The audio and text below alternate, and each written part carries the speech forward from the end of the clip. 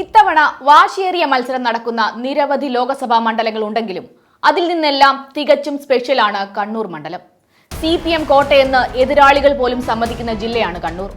ഇവിടെ ലോക്സഭാ തിരഞ്ഞെടുപ്പിൽ UDF സ്ഥാനാർത്ഥികൾ വിജയിക്കാറുണ്ടെങ്കിലും അതൊന്നും കണ്ണൂരിലെ ചുവപ്പിന്റെ പകിട്ടിനെ ബാധിക്കാറില്ല.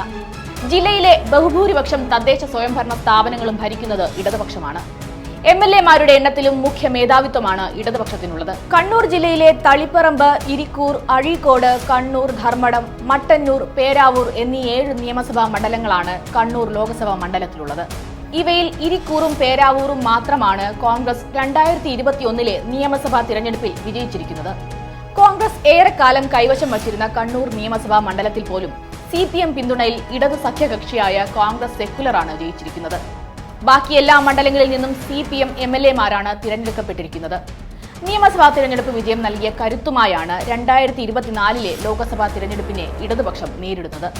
CPM സംസ്ഥാന കമ്മിറ്റി അംഗമായ MV ജയരാജൻ കളത്തിലിറങ്ങിയതോടെ മുൻ തീരുമാനം മാറ്റി K സുധാകരനും മത്സരിക്കാൻ നിർബന്ധിതമായിരിക്കുകയാണ്. MV ജയരാജനോട് മുട്ടാൻ K സുധാകരന് ആത്മവിശ്വാസക്കുറവ് ഉണ്ടായിരുന്നെങ്കിലും മണ്ഡലം കൈവിട്ടു പോകുമെന്ന ഭയത്തിൽ KPCC-യും AICC-യും നിർബന്ധിച്ചതോടെ സുധാകരൻ വഴങ്ങുകയാണ് ഉണ്ടായത്. എങ്കിലും 2019 വൻ വിജയം ഇത്തവണ സുധാകരൻ ആവർത്തിക്കുമോ എന്ന കാര്യത്തിൽ പ്രതിപക്ഷത്തിന് തന്നെ നല്ല സംശയമുണ്ട്. 2019 ഇമേജ് K സുധാകരന് ഇപ്പോൾ നഷ്ടമായി കഴിഞ്ഞിട്ടുണ്ട്. അദ്ദേഹത്തിന്റെ അനവസരത്തിലുള്ള പദപ്രയോഗവും മോൺസൺ മാവുങ്കൽ കേസുമെല്ലാം ശരിക്കും പ്രതിച്ഛായയെ ബാധിച്ചിട്ടുണ്ട്. മാത്രമല്ല KPCC അധ്യക്ഷനാകുന്നതിന് മുൻപ് കോൺഗ്രസിലും UDF-ലും സുധാകരന് കിട്ടിയിരുന്ന പരിഗണന അണികളും അനുഭാവികളും ഇപ്പോൾ അദ്ദേഹത്തിന് നൽകുന്നുമില്ല. കാര്യങ്ങൾ ഇങ്ങനെയൊക്കെ ആണെങ്കിലും കോൺഗ്രസിന് കണ്ണൂർ ലോക്സഭാ മണ്ഡലത്തിൽ ഇപ്പോൾ ഉയർത്തിക്കാട്ടാനുള്ള പേര് സുധാകരന്റേത് മാത്രമാണ്. UDF-ലെ സ്ഥിതി ഇതാണെങ്കിൽ ഇടതുപക്ഷത്തെ സ്ഥിതി വ്യത്യസ്തമാണ്. അണികൾക്കും അനുഭാവികൾക്കും ഒരേ സമയം സ്വീകാര്യനും ആവേശവുമാണ് MV ജയരാജൻ. മുൻകാലത്തേക്കാൾ നല്ല ഇമേജ് നിലവിൽ കണ്ണൂരിൽ ഈ കമ്മ്യൂണിസ്റ്റിനുണ്ട്. പൊതുസമൂഹത്തിനിടയിലും മതിപ്പുള്ളതിനാൽ ഇത്തവണ MV ജയരാജൻ കണ്ണൂരിൽ വിജയിക്കുമെന്ന് തന്നെയാണ് CPM നേതൃത്വം വിശ്വസിക്കുന്നത്. 1977 CPI-ലെ CK ചന്ദ്രപ്പനായിരുന്നു ഈ മണ്ഡലത്തിൽ നിന്നും വിജയിച്ചിരുന്നത്. ഇതിനുശേഷം 1980 ഇന്ത്യൻ നാഷണൽ കോൺഗ്രസിലെ K കുഞ്ഞമ്പു ലോക്സഭയിലെത്തി. 1984 മുതൽ പിന്നീട് അങ്ങോട്ട് 5 വട്ടവും കോൺഗ്രസിന്റെ മുല്ലപ്പള്ളി രാമചന്ദ്രനായിരുന്നു കണ്ണൂർ മണ്ഡലത്തിലെ MP. എന്നാൽ AP അബ്ദുള്ളക്കുട്ടിയിലൂടെ CPM 1999-ലും 2004-ലും കണ്ണൂർ മണ്ഡലം തിരിച്ചുപിടിക്കുകയുണ്ടായി. SFI സംസ്ഥാന പ്രസിഡന്റായിരിക്കെ 99-ൽ നടന്ന തിരഞ്ഞെടുപ്പിൽ SFI-യുടെ കേന്ദ്രീകൃത പ്രവർത്തനവും അബ്ദുള്ളക്കുട്ടിക്ക് ഗുണമായി മാറുകയാണ് ഉണ്ടായത്. ഇതിനുശേഷം 2009-ൽ കോൺഗ്രസിന്റെ K സുധാകരനാണ് കണ്ണൂരിൽ നിന്നും വിജയിച്ചിരുന്നത്. 2014-ലാകട്ടെ വീണ്ടും വിജയം CPM-നായിരുന്നു. PK ശ്രീമതിയാണ് ആ തിരഞ്ഞെടുപ്പിൽ വിജയിച്ചിരുന്നത്. പിന്നീട് 2019-ൽ രണ്ടാം തവണയും K സുധാകരൻ ഇവിടെ നിന്നും തിരഞ്ഞെടുക്കപ്പെട്ടു. സുധാകരന്റെ ഈ വിജയത്തിൽ രാഹുൽ ഇഫക്റ്റും വലിയ പങ്കാണ് വഹിച്ചിരുന്നത്.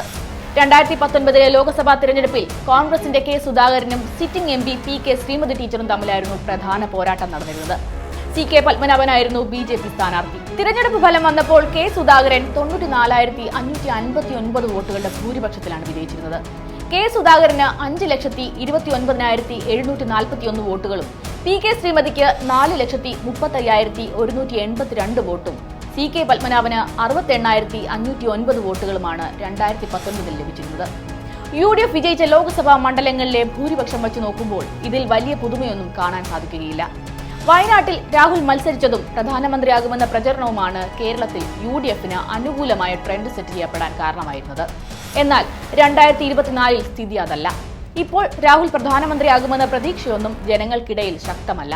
വയനാട്ടിൽ രാഹുൽ മത്സരിക്കുന്നതിന് ഇത്തവണ ഇടതുപക്ഷവും വലിയ പ്രാധാന്യം നൽകുന്നില്ല. ഈ പശ്ചാത്തലത്തിൽ 2024-ൽ ഒരിക്കൽ കൂടി K സുധാകരൻ കോൺഗ്രസിനും UDF-നുമായി കണ്ണൂരിൽ മത്സരത്തിന് ഇറങ്ങുമ്പോൾ ജയം എളുപ്പമല്ല. കടുത്ത വെല്ലുവിളി തന്നെയാണ് കണ്ണൂരിൽ സുധാകരൻ ഇപ്പോൾ നേരിടുന്നത്. C രഘുനാഥാണ് ഇക്കുറി കണ്ണൂർ ലോക്സഭാ മണ്ഡലത്തിലെ BJP സ്ഥാനാർത്ഥിയെങ്കിലും മുൻ ചരിത്രം വച്ച് നോക്കിയാൽ UDF-ഉം ഇടതുപക്ഷവും തമ്മിലുള്ള നേർക്കുനേർ പോരാട്ടമാണ് കണ്ണൂരിൽ ഇത്തവണയും നടക്കുന്നത്. പോരാളികളുടെ നാടായ കണ്ണൂരിൽ ഇത്തവണ സുധാകരൻ അടിതെറ്റിയാൽ അത് അദ്ദേഹത്തിന്റെ രാഷ്ട്രീയ ജീവിതത്തിൽ തന്നെ വലിയ ദുരന്തമായാണ് മാറുക.